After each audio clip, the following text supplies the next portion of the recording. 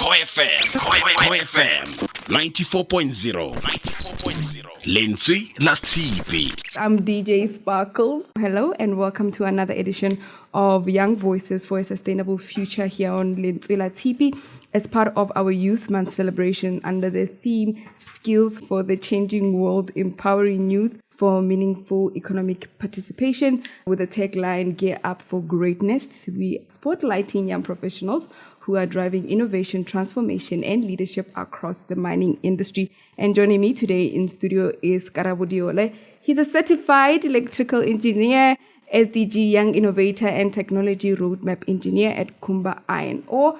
And his story has like a long list from mining innovation, a passion for shaping the future through technology, and another one that I don't think a lot of people know is Manamo military. He also has military background. Karabo, welcome to KoFM. It's a pleasure having you. How are you this morning? Good morning. I'm well. How are you? And good morning to your listeners as well. I'm good. It's a beautiful Tuesday. It wasn't as cold as last Tuesday, according to my opinion. But other people can debate that. I have the warmth deep inside on me. Otherwise, winner. I'm all right. And I agree. This morning didn't feel so cold. I came here and arrived at the mine. I didn't have to put a jacket on, so it's all good. Jacket.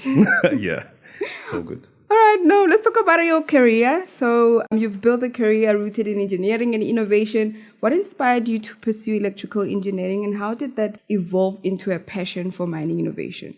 A very tricky question, but it goes all the way back to where I come from and how I was raised. I was raised under my grandparents' household, and my grandfather is the one who actually instilled this problem-solving personality of mine. He was a fixer, he was a technician, he was a mechanic and everything else.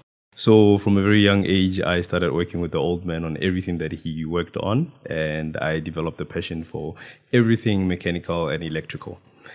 Over the years, it grew, and in 2007, Kumba came to my high school and took us to a mining operation in Tabazimbi. First thing I saw there was an Audi RS3, a blue one, still very clear in my head how it looked like. I asked whose car was that, and the people we were with, they were like, this is the electrical engineer's car. And I was like, who are engineers? And they told me about how these gods in the mining industry make the decisions and they basically responsible for the whole operation. And I was like, one day I'm going to be one of them. So then you're going to innovate passionately in mining. You also have a background, like I said, quite unique. You've served in the South African Air Force. I did. Before stepping into the whole mining sector. I did. What did your time in the military teach you about leadership, discipline, and working with people from diverse backgrounds? Yeah, that's a very interesting part of my life.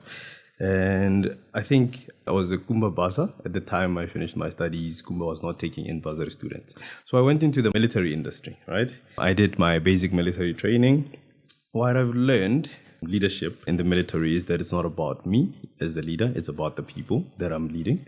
It's important for me to know my flaws and my shortcomings, and I must be very proud of letting my flaws be visible to my team so that they know how they can work with me. And it's very important for me to protect my team and make sure that they are able to do what they are responsible for, me being the enabler as the leader of the team. Otherwise, yeah, it's about taking care of the people. And working with different people from different backgrounds. What was the most fun or challenging thing you experienced? My goodness. So, yeah, the military is full of diversified personalities, if I may call it that. And my experience in that is bad in the beginning, but then it ends up being good. Some of the team that I had to lead, I was the first in commander in my squadron, were people who had different views of life. And obviously, they will be very resistive in how we do things at the beginning.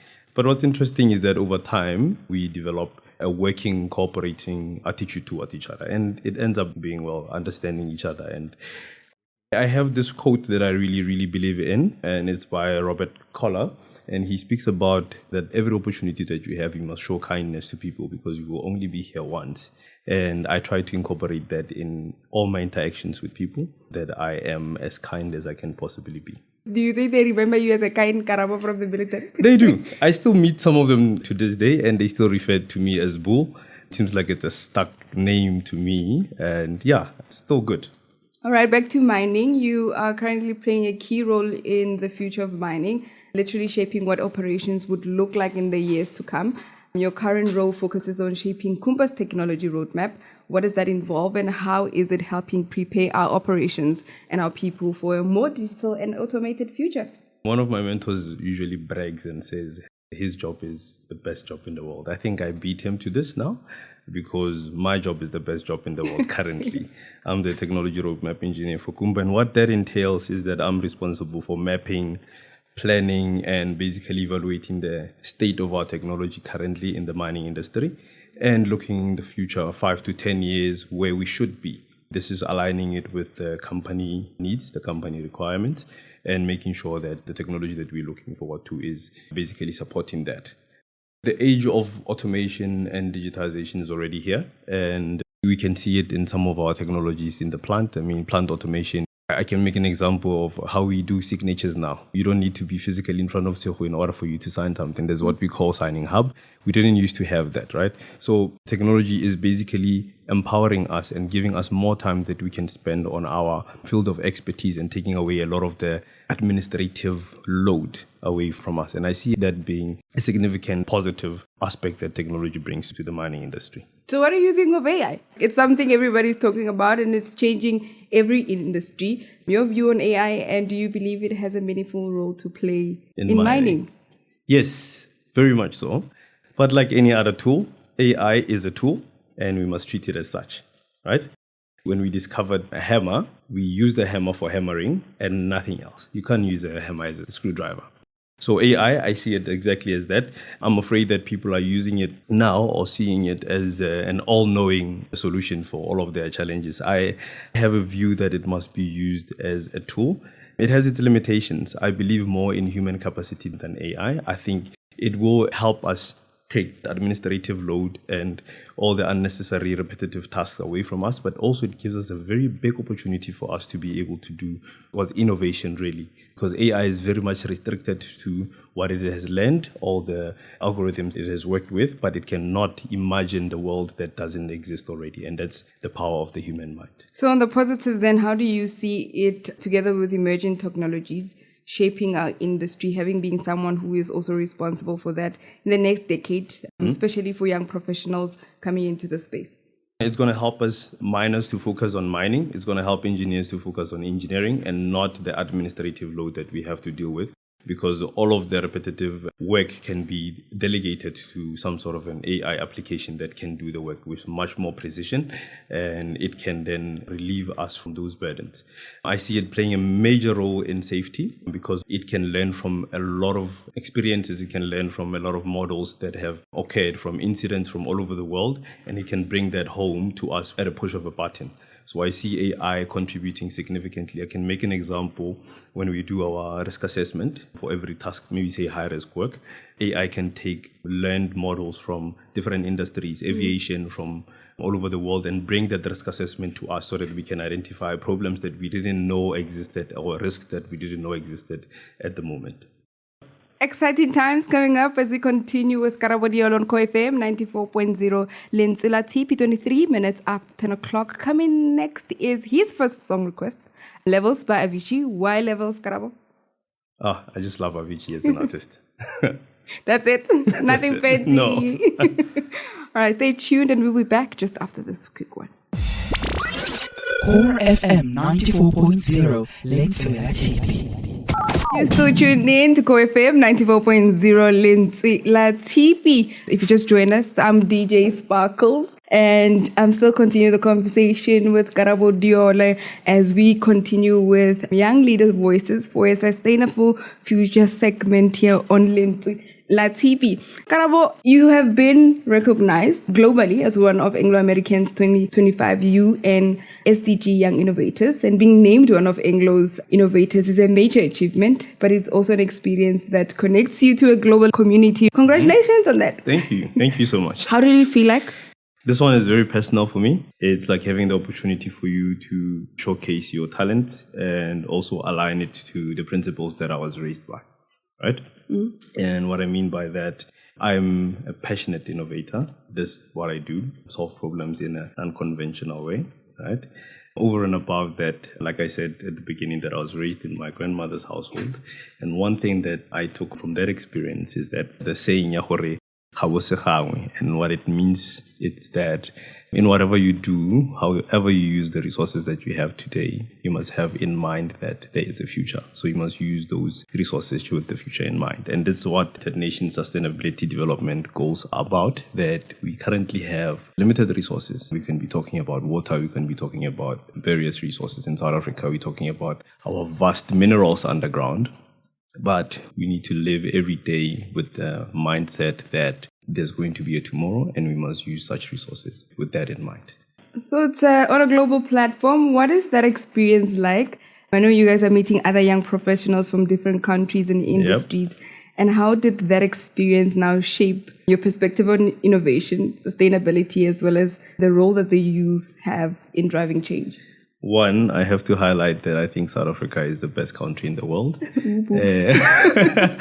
This is not me being biased. This is based on the camps that we've had with international collaboration with other cohorts from other parts of the world. Various South African candidates had to present their different projects. And one thing that stood out is how brilliant our country, the amount of talent that we have in South Africa, when you're comparing us to the rest of the world. I think I would like to say shout out to the youth of South Africa to saying that you guys are brilliant and we should not shy and we must take up the stages and the spaces out there. Yeah, we'll go back to the conversation on the youth. But this specific experience, has it challenged you or stretched you in any way personally? So much so. As a leader, a professional, or someone committed to making a difference? Goodness. Yeah, no, it has. So you have to come up with a challenge that is not only going to address the company challenges or objectives, it has to be a holistic challenge that is going to address multiple factors of the sustainability goals, right? And we've gone through multiple stages, and I'm thankful of the team that I'm working with because these guys are brilliant. Lukona, Spongile, and Emihle. No? These guys are brilliant at failing fast, being able to adapt and say this problem is not going to be the one that we're going to put forward and represent Kumba and Anglo-American for. It has been challenging because you always think that your idea is the best, right? Until your colleagues are showing you better ideas or they're pointing out faults in the idea that you had. And I've been privileged enough to work with a kind group like that, and I'm learning a lot from the ladies that I mentioned earlier. Yeah. Previously, you've worked on projects that required a different kind of thinking and different kind of execution. Yep. You've built a digital pre-use inspection tool and even developing a ventilator during COVID-19, yeah. What does your drive for innovation then come from, and how do you stay motivated to keep real problem solving above the grandparents' teachings and everything? Look, the world still needs to be improved. There's still a lot of challenges that we have, and that means there's still a lot of work for us as engineers and as innovators for us to do, right? And like you said, with the ventilator project, there was a dire need for us to do something about it. And there was a call for duty for you to step in and use the skills that one may say the God-given abilities to better humanity or to try to lend a helping hand. So what keeps me going is exactly that. We are not where we can say we have achieved everything. There's still problems in the world. There's still hunger. There's still disease. There's still famine and everything else. So there's still a lot of work for us to try to get to a better state and continuously better the world as we know it now. Thank you so much for being with us today. But as we leave then the innovator, we leave the one who is fascinated with technology. June also is Mental Health Month, also Men's Health Month. So for me, it's so important that we talk about well-being, not only just the physical, but the emotional and mentally too. So as a young professional in a high-pressure environment, how do you personally manage your well-being? That is a very interesting question. But I would like to divide my well-being into three different aspects: my mind, body, and soul. Right? For my mind, I read. I do a lot of reading for growth. I read poems. I read books for self-development. My body, I run and I exercise, and that keeps me forever young. And my soul, I've built a network and a relationship with the creator, whoever you may refer to. And I make sure that that relationship is personal and it's very private so that it's not prone to external influence. But that's how I keep going. So these three aspects of my well-being, I'm consistently working on them. So many young men in the world we live in carry the weight of being strong all the time. It's one of the conversations that are always there, and we even say it to our boy kids, which often stops them from asking for help or taking care of their mental well-being. What is your views about seeking help and balancing ambition as an ambitious person with self-care and knowing how to slow down? I don't know how to slow down. Can we start there? I'm very passionate about my work. I love my job.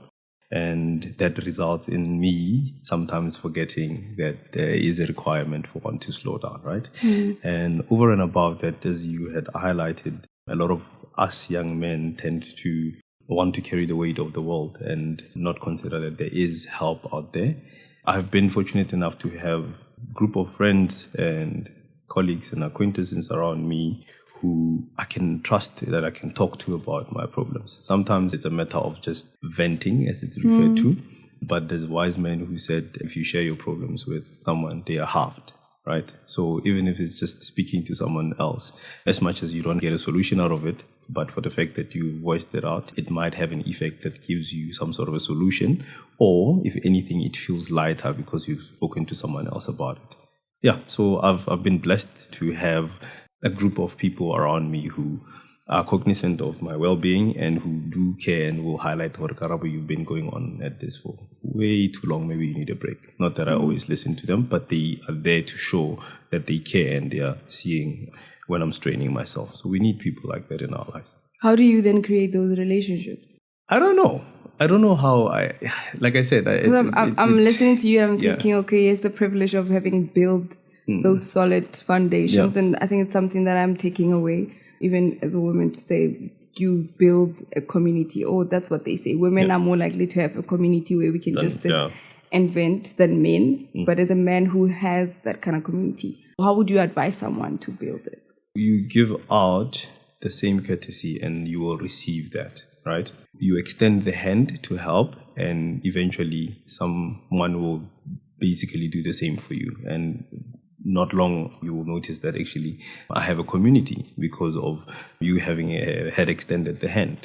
We go through various stages in our lives, and one of them is basically being in a position to help others. And I mean, we have all various different experiences and we are in different stages in our careers as well. So I've seen that helping young electrical engineers and young engineers coming up basically makes me visible to other engineers who are willing to help me because they've seen me extend a hand to others. So I think basically giving out to, I'm going to say, the universe, you receive what you had given out. I hear you, 100%. There's this word amongst other buzzwords that for me, I will require another 1 hour for us to discuss. One of those buzzwords, and I'm saying buzzwords, is masculinity. The way society defines it can have a big impact on who men are and who we are as a society. What's your definition of masculinity? That is a very... interesting. No, I don't want to say interesting. That's a very interesting question. I'm going to stick with interesting for now. It's layered, actually, yes. How I define masculinity? It's the characteristic of men, of me, that has to do with my inherent need to protect, to provide, and to basically ensure that people who are dependent on me are well taken care of. And that's how I would define it. Do you think traditional notions of masculinity affects men's willingness to talk about mental health or seek support in what they need? I don't think so. So if we look at statistically, right, we had less mental problems in the past than we do now, right? And I think masculinity was very prominent and dominant in the olden days. And that is not to say that masculinity was bad. You know? Yes, there are different aspects of it that we can consider whether good or bad. But I think it doesn't take away the fact that if you are not well as a man, you cannot voice that out because you are a masculine man. No, it doesn't. It must be really understood that masculinity doesn't mean you are a robot and you will not have emotions and you will not have feelings and you will not be affected by things. But I think that we have made it that because we want to appear in a certain light. But I don't think that masculinity in itself means that you do not feel or you do not show weakness. feeling and showing weakness. And what do you think about the boy child? I know we now speaking from you as a man, but linking that to masculinity and what we are currently teaching our kids and how it impacts a boy child. And how do you think then society should be raising a boy child? I know we are in the drive for us to equality, right? And in that drive, we are empowering women and in all support of that. With that same breath, we need to not leave the boy child behind, because I am afraid that 20, 30 years from now, we will be in the same position and we will be putting effort in empowering the boy child now because we had left them behind in the previous few decades. So rather, I think we need to define masculinity that is adapted to the times now and make sure that our boy children understand what it means to be a masculine man and what it means to be a protector, a provider, and a positive contributor to society. And we will then be able to build a society that will end up having everyone with equal rights and equal opportunities, because then the girl child would have caught up and the boy child would have retained their status, I guess. Earlier on, you spoke about the youth and taking up space, and South African youth being one that is extraordinary, and you gave them a whole round of applause. Yeah. It's Youth Month as well, and this year's theme is Skills for a Changing World. What key skills do you think young people should be building now, especially who's interested in engineering, mining, or the tech-related fields? Oh, I love that question. I've actually thought about that, right? And we tended to focus on doing things as opposed to really understanding the fundamentals of how those things can be done, right? And what I mean by that, to answer your question, I can give you a list of technical skills that the boy child can learn. I can tell them to be more in touch with mechanical and electrical systems in order for them to get into engineering. I can tell you that they need to learn generative AI in order for them to get into those spaces, right? But I think that is not the fundamentals. I think the fundamentals of this, in order for someone to prepare themselves for those industries, much more so now that we are in the space of artificial intelligence, I think we need critical thinkers. I think we need to develop skills in critical thinking. 2, I think we need to create skills, a specific way of innovating and idea generation. The reason why I'm saying this is because artificial intelligence cannot do this. It cannot be a critical thinker. It only bases everything that it does on learned algorithms, and those are limited to what we already have. We wouldn't have inventions if we were only relying on artificial intelligence, because it bases a lot of things on what already exists. But if we have critical thinkers, if we have idea generators, the future is bright. Okay, then what's your message to the young people who want to be part of this changing world that is so bright but don't know where to start? I have 2 messages for the youth of South Africa and the world at large. 1, you must stay forever young. This aging business is a scam. And what I mean by that, I mean stay hungry for knowledge, stay inquisitive, and keep the energy to keep on trying until you succeed. That's my first message.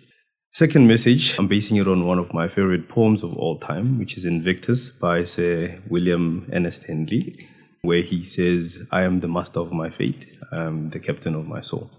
That is a very empowering message for me, because it means that my future is in my hands. I get to decide what happens to me. A quick music break with Avicii with the Nights, because it is Triple Play Tuesday. And when we come back, we'll wrap up our conversation with Karabo. You are listening to Core FM 94.0. 94.0. Why that song? I think it's the lyrics of the song. You basically get one life and you must basically live it to your best of our abilities. And yeah, it's a very interesting song. And the person who sings it as well, Avicii, is a very interesting character. Was because he passed away in April 2018 of an apparent suicide. One of the things that is also, stats show that 80% of suicides in South Africa is actually men who commit suicide. Yeah. And these songs that you just shared, actually all of them are like, I would say they are party songs, but they've got very interesting messages. There's a sad background in them, right? There's a documentary that he did. I think his name is Tim. he would say he presents himself as Avicii to the public, and everybody loves Avicii, but nobody gets to really ask about Tim and how Tim is doing. And it just shows that we put up faces in our workplaces, in our careers, and we never really show up our inner selves, our true selves, and how they are doing and how they are feeling. Because this man on stage used to be a legend. Lively. Yes, he used to be electric, right? But unfortunately, in his private life, he was really, really troubled, and hence the outcome. So do you think the world listens to men specifically? If I know we are driving I have these conversations with my little brother, God bless his soul, because sometimes I end up realizing there's still so much work that I need to do as a mom to a boy, as a mom to a girl, and it's just part of the society and how I get to interact with him. Yeah. And one of the things that he has said annoys him about the buzzwords and you need to talk. I'm here for you. And he says to me, with our relationship, it's different. Yeah. And I do acknowledge my shortfalls in that because it's a constant learning space for the both of us. But he's like, it feels so cliche right now that fundamentally we see function first in men than anything else. Yeah. And then everything else is secondary. Yeah. So do you think we do listen, and what can we do different? We need to be genuine about our intentions, right? Do we genuinely want men to be vulnerable? Because it's very useful for men not to be vulnerable, I must tell you. It's easy when men are not vulnerable. You can then simply just put them in the military and say you are in the front line and they're going to execute because he shouldn't think about his emotions. He's going to get the work done, right? But even those guys in the front line in the military, they have a Tim in them that exists that needs to come out. We need to be very genuine and deliberate about what we really want. Do we want men to be out and vulnerable, and are we willing to support them? Because like you're saying, buzzwords, we are here for you. When you know deep inside, the moment you start really showing your true emotions, you're going to be labeled weak, you're going to be labeled many colorful words, right? So then men shy away from really expressing their true feelings because of not wanting to be considered to be something that they are not. So yeah, unfortunately, we are here, but I would highly advise that you need to find your clan. You need to find your people. Like I said in the beginning, what you give out to the universe, you will receive. You need to be that caring person, and you must show that, then you will get that energy reciprocated.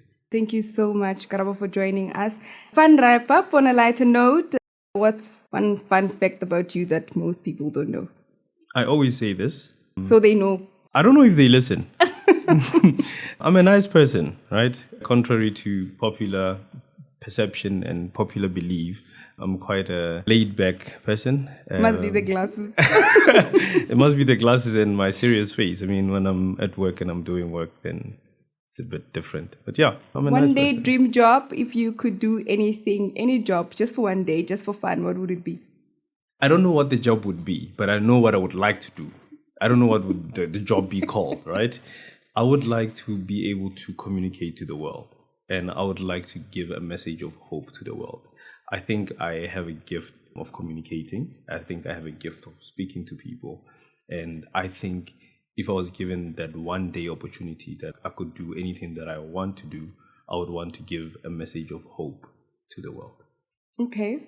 What's your ultimate pump-up song when you need to get in your zone? Forever Young.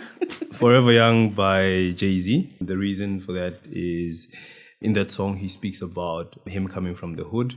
And he basically says, just with a little bit of ambition, what we can become from here. It means it's giving hope. And he says he's going to live forever because his story will be told from generation to generation. So young boys from our background, previously disadvantaged background, can know that actually, because Jay-Z did it, because Karabo did it, he became an engineer, he became a billionaire, I myself can also do it. If you had a life, and in your life, it was a movie title, what would it be? I would like to believe A Rose That Grew From Concrete. I'll say An Uncommon Man, but anyway. Okay. Okay, tea or coffee? Definitely tea. Early bird, night owl? Both. I don't sleep. Unhealthy habits? Super strength or super speed? Definitely speed. I think strength is limited to how fast they can get the work done. And I think if there was any competition or a fight between speed and strength, I think speed would win. Okay, call or text? Definitely call. I like talking to people, and I can make up a lot from your voice. I can make up a lot from the pace in between your statements. So definitely phone call. Summer or winter? In summer, my sinusitis gets the best out of me and I get sick. In winter, I have to layer up and dress a lot of layers. So I'll definitely choose looking good over my sickness. So I'll choose summer. I would rather be sick and look good. What? Yeah, thank you. I don't know how that one works, but thank you for being with us here. Thank you so much for sharing your journey, your leadership, and your heart with us today. Your story is not just a reminder of greatness. It is just seeing how extraordinary things you can do with ambition and being passionate about something, innovation being one of them. And to our listeners, whether you are a young innovator, an aspiring engineer, or simply someone trying to figure out your next step, remember, gearing up for greatness as part of the tagline for this year's Youth Month theme. And to every man listening in, don't forget to check in on your health, speak up, take care of yourselves, and have yourself that clan that Karabo spoke about. I'm Tshegofatso Kgotlhang. Until next time, this is Co-FM, where we will continue to honor the voices that are building a greater legacy, where we are reimagining mining to improve people's lives. This is Co-FM 94.0.